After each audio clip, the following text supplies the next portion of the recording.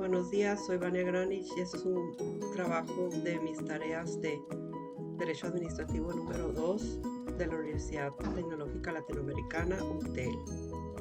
Voy a hablar esta vez sobre el contrato administrativo, el convenio, el contrato y el cuasicontrato. La división de los contratos de la administración pública y otros temas relacionados.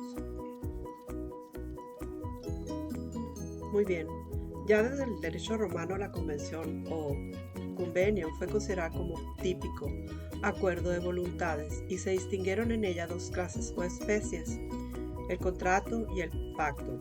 En sus inicios, el carácter eminentemente formalista del derecho romano negó efecto jurídico a los pactos, otorgándolo solo a las convenciones investidas de ciertas formas solemnes como las de la mane palio, la traditio, la stipulatio y la transcriptio, que con sus respectivas modalidades representaban los primeros modos de configurar los contratos en el ordenamiento jurídico romano. El Código Napoleónico interpretó la convención como el genérico acuerdo de voluntades y tuvo al contrato como la especie de convención cuyo acuerdo de voluntades da origen a una obligación, por ser en los términos del artículo 1101 a un convenio en cuya virtud una o varias personas se obligaban respecto de otras a dar, hacer o no hacer alguna cosa. Por su parte, el Código Civil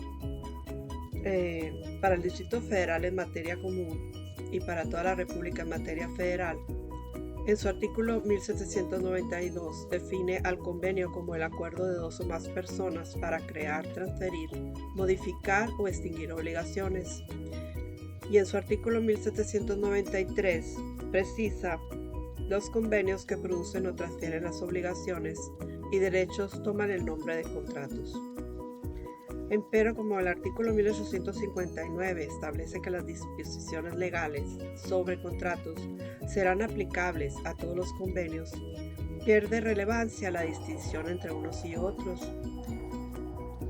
Según Ramón Sánchez Medal, hace que en realidad resulte ya bizantina la diferencia entre convenio y contrato.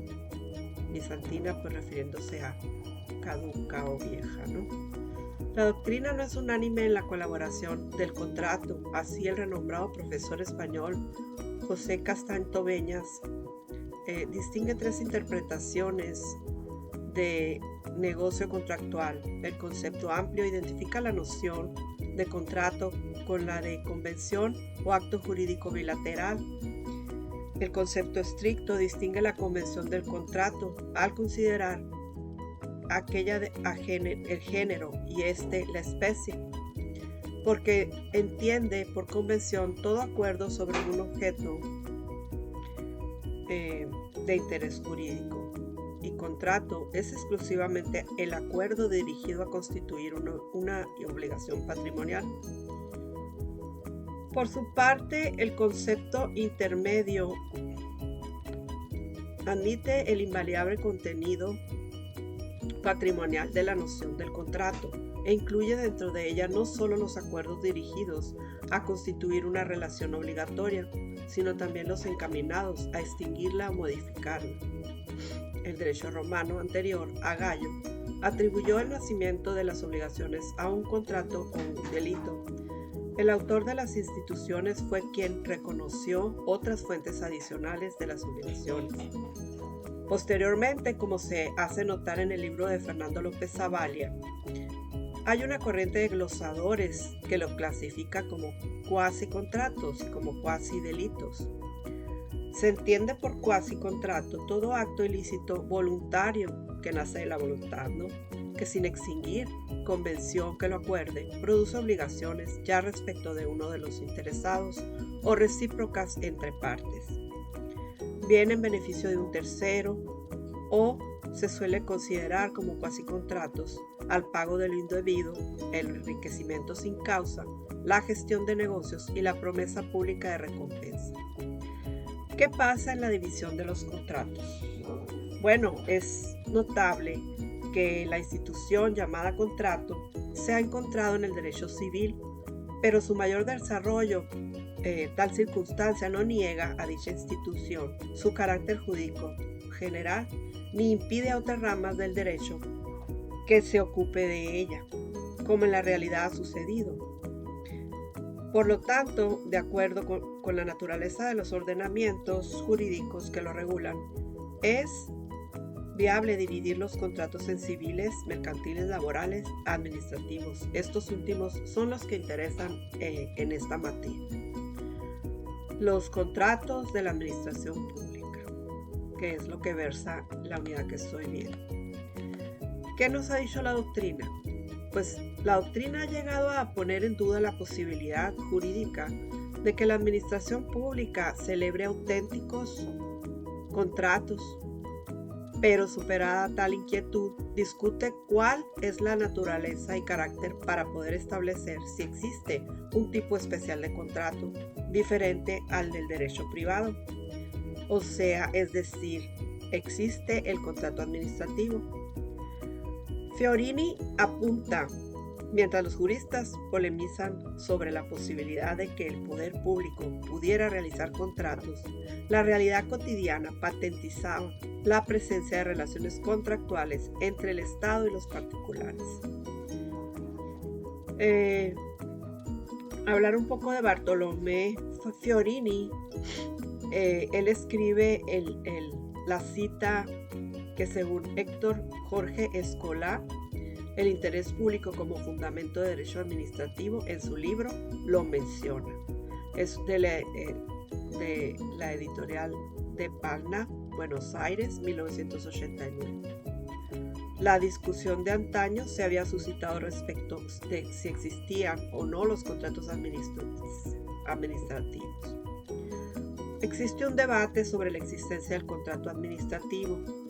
En este diseño doctrinal se ven dos corrientes, una negativa que rechaza la existencia de contratos administrativos constituidos de una categoría diferente a la de los derecho privado, y la otra corriente positiva que sostiene la existencia de los contratos administrativos diferentes a los celebrados entre particulares y sometidos a un régimen jurídico exorbitante del derecho privado, a causa de un interés público implícito en el objeto del contrato.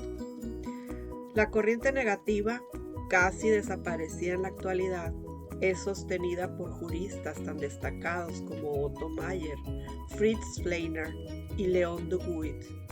Estos argumentos contra ella lo resume Fernando Garrido Falla, diciendo que la negación del contrato administrativo supone que los ejemplos que normalmente se manejan bajo tal denominación habrían de ser clasificados bien como contratos civiles de la administración, bien como actos administrativos necesitados del consentimiento de los particulares destinatarios y con frecuentes efectos jurídicos de actos de condición. Volviendo a la corriente positiva, figuran entre otros renombrados autores Gastón Gesse, Marcel Walline, Rafael Bielsa, Gabino Fraga, Fernando López Zavalle, que para este último los contratos administrativos se caracterizan por ser celebrados por la administración pública, por lo general con un particular, con un fin público relativo a la satisfacción de una necesidad pública, sometidos al derecho público, con cláusulas exorbitantes del derecho privado. Esto es que están tomando mucho del derecho privado en el derecho público, en los que el particular queda en una situación de subordinación jurídica respecto de la administración pública. Esto es muy importante. El autor de esta obra comparte la tesis de la corriente positiva que sostiene la existencia del contrato administrativo como categoría diferente al contrato de derecho privado, pero considera que solo una parte de los celebrados por la administración pública son contratos administrativos. Ok, aclaremos, solo algunos. habida cuenta que también celebra de otro de derecho privado. En este sentido, Miguel Acosta Romero afirma: aun cuando la doctrina ha discutido mucho sobre el particular, creemos que en la actualidad sí se acepta teóricamente esta clase de contratos y se explica la intervención del Estado en vista de que una autolimitación a su soberanía y a su poder de mando en reunión de los objetivos que persigue con la celebración del contrato y que son los de cumplir con sus cometidos. Es decir, se está discutiendo aquí la subordinación de los contratos con el Estado y con los particulares. ¿Cuáles son los criterios para diferenciar el contrato administrativo? Bueno, de acuerdo con diversos criterios doctrinales, existen el subjetivo, el de la jurisdicción, el formal, el de la cláusula exorbitante, el legalista, el de los servicios públicos, el de la finalidad y el mixto. El criterio subjetivo. En rigor, conforme a este criterio, un contrato es administrativo si uno de los contratantes forma parte de la administración pública. Ok, subjetivo. Entonces estamos hablando de una persona. Aquí es uno de los contratantes formará parte de la administración pública. No obstante, para los promotores de este criterio, un contrato es administrativo por el hecho de que es celebrado por la administración pública, obrando como tal y relacionándose por este conducto con los particulares. Es indiscutible que los contratos celebrados entre particulares no pueden ser de naturaleza administrativa, pero ello no implica que todo contrato celebrado por la administración pública sea administrativo, ya que muchos de los que ella es parte son contratos de derecho privado. Como lo demuestra, entre otros, los contratos de compraventa que el Instituto de Seguridad y Servicios Sociales de los Trabajadores del Estado celebra con sus clientes y sus tiendas. La tesis que sostiene que es administrativo el contrato que celebra la administración pública, obrando como tal y relacionándose por este medio con los particulares, debe rechazarse porque está basada en la obsoleta teoría de la doble personalidad del Estado, que en los actos de la administración pública distinguen los de autoridad en los cuales actúa como persona el derecho público y los actos de gestión en los que, según esta teoría, obra como particular. Entonces, la teoría de la doble personalidad ha sido descartada, entre otras razones, por comprobarse con facilidad que el Estado no es sino un solo y único sujeto de derecho. Por ello, si caprichosamente se le dividiera en dos personalidades, una pública y otra privada, se tendría que admitir que como persona de derecho público no sería responsable de los actos que efectuase como persona de derecho privado. Ya a la inversa, lo cual sería absurdo. Muy bien, antes de continuar con el criterio de jurisdicción, quiero mencionar que esta lectura, déjenme darles la información y la fuente, porque es muy importante siempre hacer la referencia de dónde está sacando la información para que no se vea que esto es un plagio. Yo simplemente estoy hablando del libro de Fernández J., el contrato administrativo de 1997. Ok, voy a continuar con aquel criterio en que nos quedamos.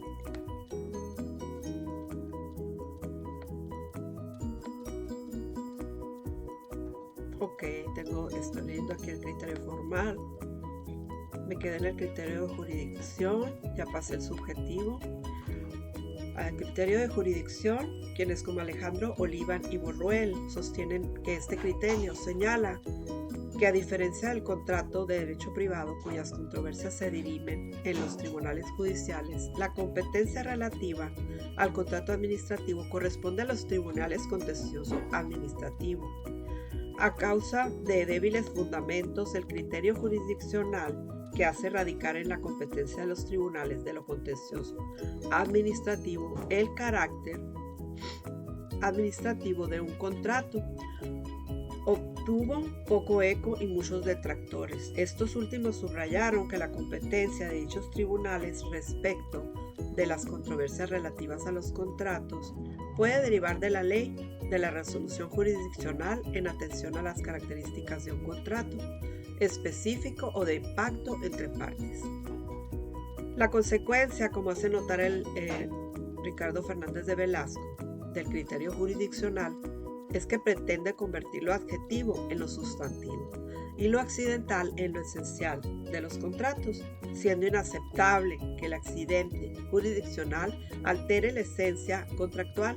Como inadmisible resulta que la voluntad del legislador, del juez o de las partes vaya a variar de manera artificial la esencia o naturaleza de un contrato por supeditarla a su competencia jurisdiccional.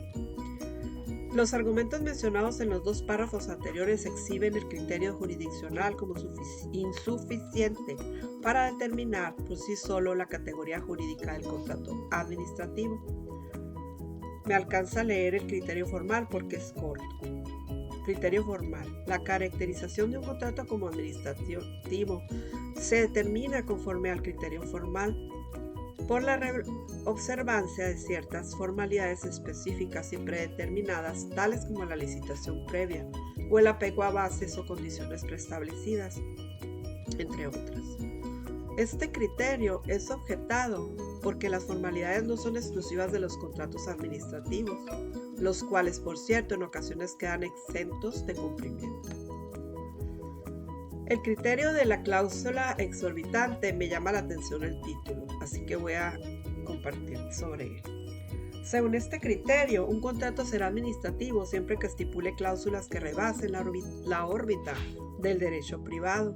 Por ejemplo, por atribuirse a la administración pública contratante derechos respecto del particular con el que contrata, no conferibles a ningún particular en contrato alguno, o bien por otorgar al particular con quien contrata poderes o facultades específicas respecto de terceros, imposibles de conferir conforme al derecho privado, como dice el profesor Héctor Jorge Escolá.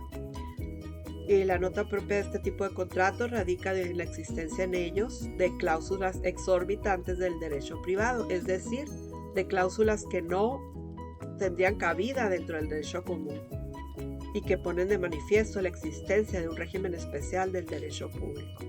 Ok, me queda claro que la cláusula, la palabra exorbitante, se refiere a algo que no es común entre ninguno de los dos tipos de contratos, administrativo y privado, o sea, tal vez sería una mezcla, ¿verdad?